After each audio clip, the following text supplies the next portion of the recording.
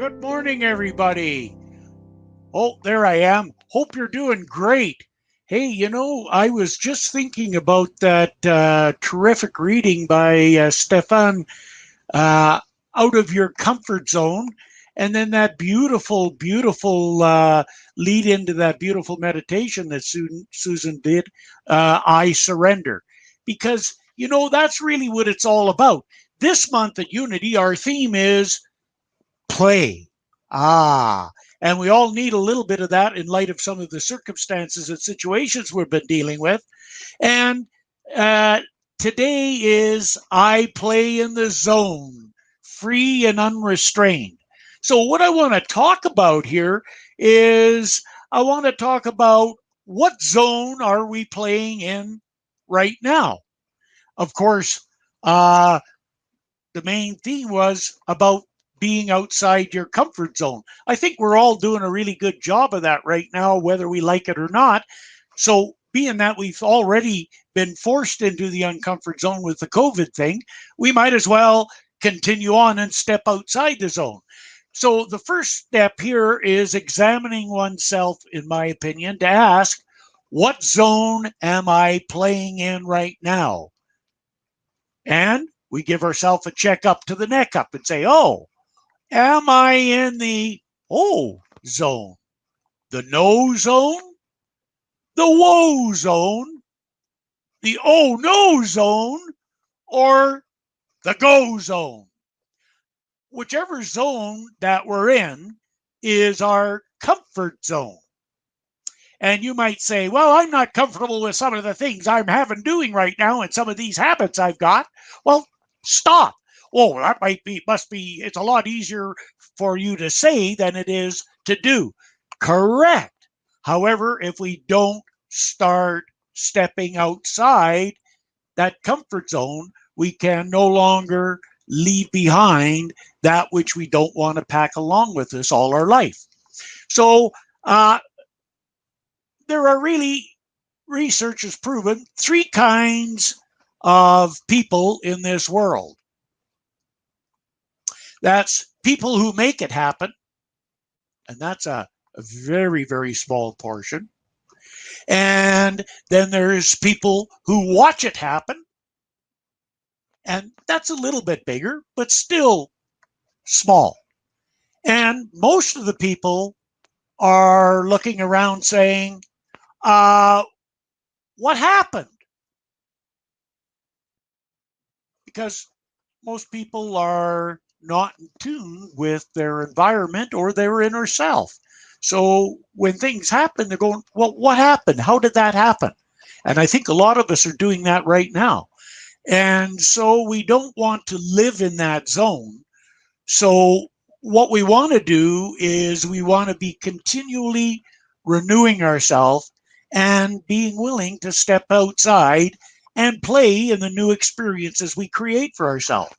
Now, one of the things I like to do whenever I create a new experience is I like to do what I call creating a nice big concrete fence around my playground or my play area, and then step inside and be 100% spontaneous. So that way, that concrete gives me the protection and the confidence and the trust and the safety for me to step inside that circle and allow the spirit to guide me 100% unencumbered. Ultimately, it would be good if we didn't have to build that, but I don't want you to think of building it as building a wall. It is building yourself, building your confidence, building your attitude, building your faith, and building your willingness to go and step into that new experience and create for yourself play, which is totally free and unrestrained. So let's talk about what I call the two key elements here.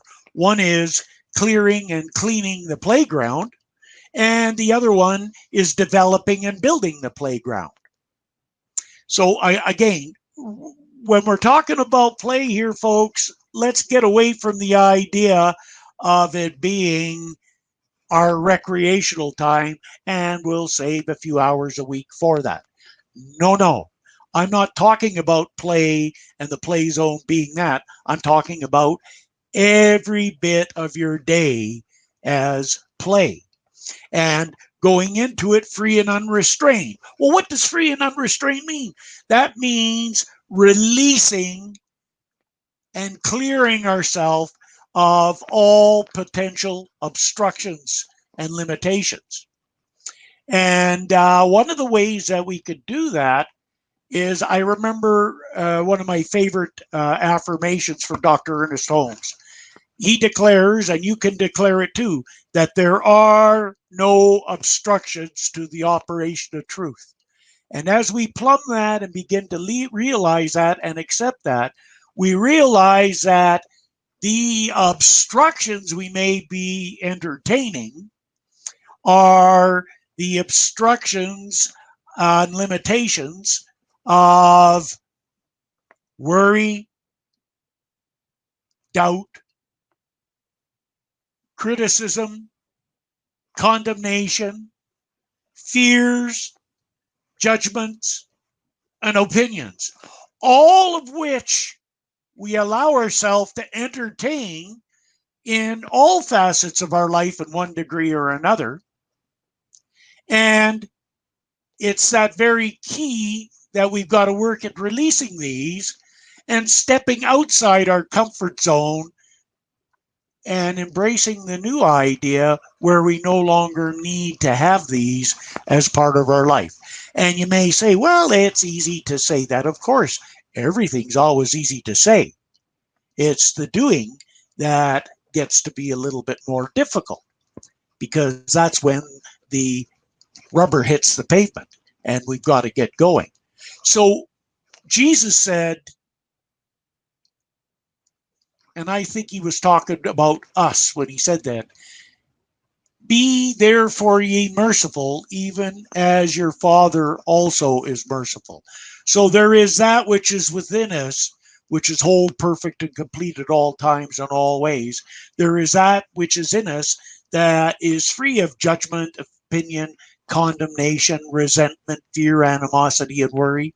There is that which in us is the spiritual truth of who and what we are. And the only forgiveness that is needed is for us to forgive ourselves and allow ourselves to slip into that natural flow of life. Jesus said another way, he said, judge not, and ye shall not be judged. Condemn not, and you shall not be condemned. Forgive, and you shall be forgiven. And that means releasing any condemnation or attitude or resentment towards anybody or anything and yourself. Once we could come to a level playing field with this, then we can move on. He goes on to say, give and it shall be given unto you. Good measure, pressed down, shaken together, and running over. Men, or for those, for with the same measure that ye have meet, it shall be measured again to you. Okay. So, again, that's that constant need for awareness of where our thinking is residing. And that willingness within us to step out of that zone that we're in, because that's the no zone, that's the woe zone, that's the oh no zone, and that's not even realizing that we're in the zone. So we want to be able to release those and step out and not have any judgment or condemnation on what is beyond us. You know, one of the things, and I don't think I've ever told this before, that I grew up with and was instilled in me was a homophobic attitude, which I had for many years until I started meeting and really admiring some great teachers of mine that were gay. And I really had to look at the false ideas that I had been presented with and had accepted about something like that, which distinguished me from somebody else. And then we get that with race, with color, with a whole lot of things. And we've got to step outside of that and embrace the individual as another human being on the same path with us. Easy to do, or say, I should say, a little harder to do, but with practice, it can happen. And it's just another burden that we're left not having to carry. So let's talk about how you go about developing and building the playground. Well, enter into the playground free and unrestrained, with any of those encumbrances gone. And then I'm going to say, be in the present moment and live with an attitude of gratitude. If you can do both of those things, yeah, we've got a plan. We've got to look at things, and we've got to go forward. However, we can only do that in the present moment.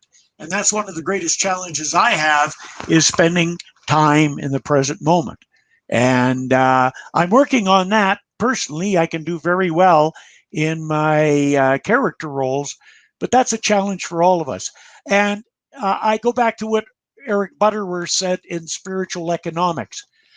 If you carefully search within yourself, you may come to the awareness that your most important asset is the conscious control of your own life. Nothing else can satisfy or fulfill unless you accept the freedom that comes from the control of your inner world of mind and emotions. And you see, that is one of the greatest things that we can work with, is to know that we've got control over this inner world. And that'll allow us to take ourselves into the outer world, to risk more, with more confidence, with more trust, with more faith, and practice that attitude of gratitude, and be grateful for everything that you do have. Plato once said, a grateful mind is a great mind that eventually attracts to itself great things.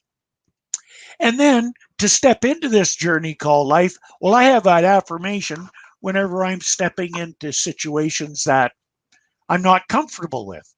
Anybody ever have that? And I always center myself quickly by saying, I dwell in the bright Christ light. Only goodness is attracted to me. And then my next job is acting as though it were so, and believing though it were so. And when I go out into the mountains, which is quite regularly, I add on to that a thanks. Thank you, Brother Bear, Brother Wolf, and Brother Eagle, for sharing your home with me today, because that's a sign of respect. So I enter into all situations where I'm a little uncomfortable with that. The ones that I am comfortable with, I know that I stand in the light and in the truth. Another great one that is spoken by a great leader is Jesus. In Mark, he said, therefore I say unto you, whatever things you desire, so you got to have the desire, pray. That's your spiritual connection, your affirmative prayer. Okay? And believe that you're going to get it, then you shall have them. So those are the three key things. You got to have that idea, you got to spiritualize it, and then you got to really believe you're going to get it, because if you don't, it just isn't going to happen. And then the last idea here with developing and building your playground comes from what I experienced in my own personal life, and from what a gentleman by the name of Jerry Hirschfield said in My Ego, My Higher Power, and I. He said, we eventually see that our most important work, while allowing our own development to continue, becomes that of helping others by sharing what we learn. And of course, that is being of service. He goes on to say, we naturally come to want to help, participate, and do our part. And by doing this helping and sharing with others, it's a strong central theme in our spiritual development. And that's for me, when I come into this teaching and this philosophy, what I had stated to myself, I said, if there is a God and there is a way that I could get my life back, I would spend the rest of my journey assisting and helping other people's and being of service wherever directed, and never knowing where that would be or how that would unfold. Right now, I'm being of service to my brother and to my best friend who have gone through some tremendous medical issues. And both Anna and I are working at that. I never expected that to happen. Of course, I never expected what to happen that has happened. And so that's the greatest thing that we really want to come to, is having that willingness to let go of all of that negativity to the greatest degree. And it's a practice. We got to practice it because it's always seeping back in. But we can let it go as we become aware of it. And then we can step out of the comfort zone into the yahoo, yappy, and yeehaw zone. And even though it isn't stampede, we could go with that. So I know for you, as I know for myself, that divine right action takes place in our life, and there's a gradual, orderly, sequential unfoldment into form of the highest and best that we can be. So I declare it, I accept it, I give thanks for it, I know it is so, and so it is. And thank you.